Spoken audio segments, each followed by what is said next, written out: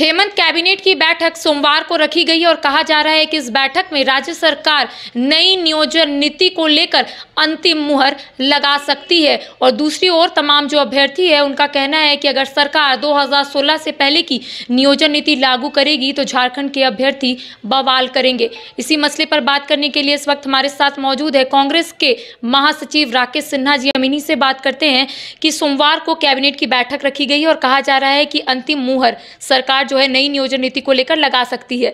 अभ्यर्थियों का कहना है कि 2016 से पहले की नियोजन नीति अगर लागू होगी झारखंड में तो झारखंड के अभ्यर्थी बवाल करेंगे। देखिए, सरकार ने विधानसभा के पटल से 1932 खतियान आधारित नियोजन नीति को पास भी करने का काम किया है, कैबिनेट से भी पास करने का पूर्व में भी काम किया है, लेकिन भारतीय जनता पार्टी ने उसे अप्रत्यक्ष रूप से महामहिम के द्वारा विरोध करवा करके वो फाइल को सरकार को वापस किया है। तो हमारी प्रतिबद्धता है, हम यह चाहते हैं कि इस राज्य के युवा नौकरी करें, तो हम फिर से कैबिनेट में उसको लाएंगे नियोजन नीति को और हम कैबिनेट से पास करेंगे।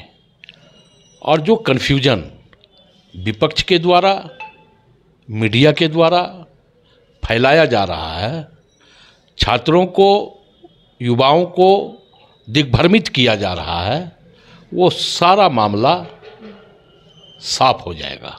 इस राज्य के युवा नौकरी चाहते हैं, इस राज्य के युवा कन्फ्यूजन नहीं चाहते।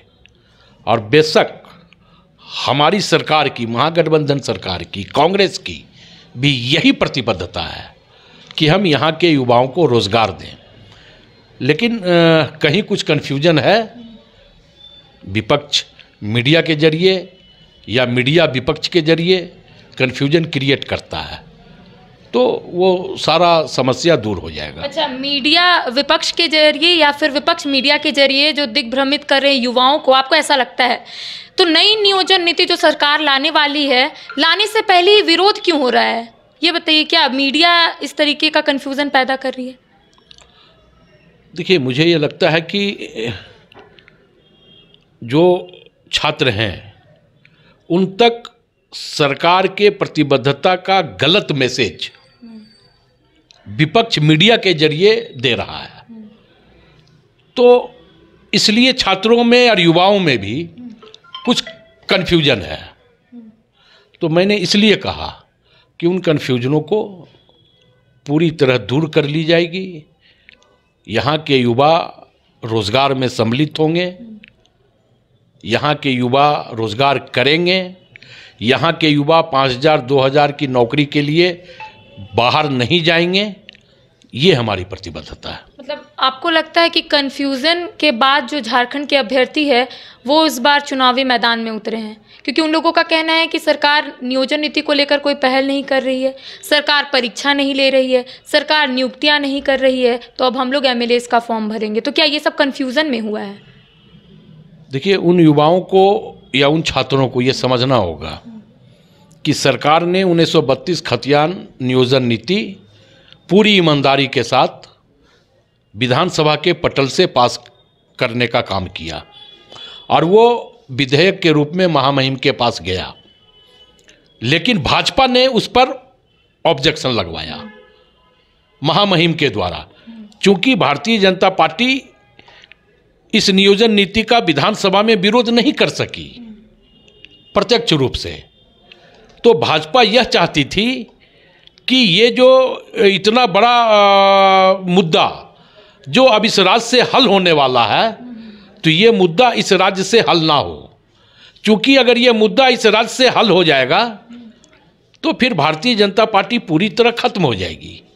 तो भाजपा महामहिम के द्वारा इस पर अप्रत्यक्ष रूप से इसका विरोध करवाई। तो हम फिर भी हम कहें कि छात्रों को, युवाओं को घबराने की आवश्यकता नहीं। हम पुनः नियोजन नीति लाएंगे, बजट सत्र के दौरान उसे पास करेंगे और यहाँ के युवाओं को रोजगार में लगाएंगे। आपने अभी 1932 की बात कही, लेकिन भारतीय जनता पार्टी का कहना है कि वो लोग भी चाहते हैं कि 1932 लागू हो, लेकिन यहाँ पर यूपीए यानी कि सरकार की ओर से सिर्फ वोट के लिए 1932 का नाम लिया जा रहा है। क्या आपको भी लगता है ऐसा? भाजपा क्या चाहती है और क्या बोलती है और क्या करती है, यह तो देश के युवा जान रहे हैं ना। प्रत्येक वर्ष 2 करोड़ युवाओं को रोजगार का वादा किसने किया था? भाजपा ने ही ना। कहाँ है प्रत्येक वर्ष 7,000, 10,000, 15,000 युवाओं को नियुक्ति पत्र बांट करके ये लोग स्वयं पीठ थपथपा रहे हैं। और 2 वादा किया इन लोगों ने 2 करोड़ का। तो भारतीय जनता पार्टी की कथनी कुछ है, करनी कुछ है। लेकिन रोजगार और नियुक्ति को लेकर भारतीय जनता पार्टी हमेशा से कहती है कि जब झारखंड में भारतीय जनता पार्टी की सरकार थी तब रोजगार भी मिला लोगों को, नियुक्तियां भी हुई और झारखंड के अभ्यर्थी खुश भी थे। लेकिन जब से महागठबंधन की सरकार आई है तब से ना नियुक्तियां हो रही है, ना परीक्षाएं हो रही है और अब नियोजन नीति भी रद्द हो गई। तो सरकार ऐसी नीति क्यों लाती है? भारतीय जनता पार्टी के समय कितनी नियुक्तियां हुई ये बताए? अरबों रुपया जनता का खर्च करके हाथी उड़ाया गया, 10,000 से ऊपर युवाओं को बरगलाया गया, नियुक्ति पत्र बांटे गए। 5,000 रुपये की नौकरी के लिए यहाँ के युवाओं को हैदराबाद और बंगाल और महाराष्ट्र और अन्य प्रदेशों में भेजा गया। उसका परिणाम क्या आया? परिणाम आया कि 15 दिन 1 महीने के अंदर ही वहाँ इस राज्य के युवा वहाँ नौकरी छोड़ के राज्य में आ गए और ये कहते हैं कि हमने नियुक्ति दे दी। झूठ का भी कोई सीमा होता है, कोई लिमिट होता है।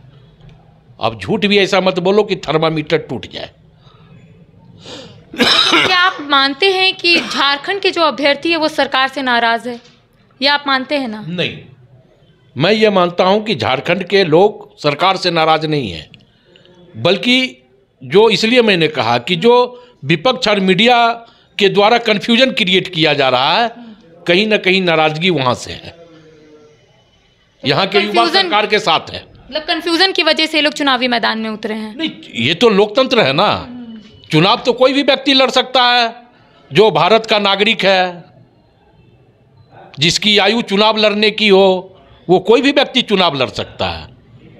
यही लोकतंत्र है। और अगर युवा चुनाव लड़ रहे हैं तो इसका मतलब है कि युवाओं का लोकतंत्र पर भरोसा और विश्वास है, तो वो लोकतंत्र को मजबूत कर रहे हैं चुनाव लड़के। तो इसमें बुराई क्या है? कोई भी व्यक्ति चुनाव लड़ सकता है। तो कैबिनेट की बैठक से झारखंड के अभ्यर्थियों को काफ़ी उम्मीद है और इसी मसले पर बात करने के लिए इस वक्त हमारे साथ मौजूद है कांग्रेस के महासचिव राकेश सिन्हा जी, जिन्होंने स्पष्ट रूप से कहा है कि सरकार तमाम कार्य करने के लिए प्रतिबद्ध है और नई नियोजन नीति को लेकर सरकार कार्य कर रही है जो झारखंड के अभ्यर्थियों के हित में रहेगा। फिलहाल मेरे साथ इतना ही। कैमरा पर्सन के साथ Karishma Sinha, news bioscope, Ranchi. Welcome to Chacha Mama दंगल। हास्य अदाकार संजय मिश्रा से गुजारिश है कि वह अखाड़े में कूदे और फुलटूस को ट्रॉफी से नवाजे। लगता है समाधि ले ली। अरे बुला रहे हैं। अरे बोल रहे हैं कि बुला लो। टॉप टेक सीमेंट, जो जोड़े तो छोड़े नहीं, मजबूती ही हमारी पहचान।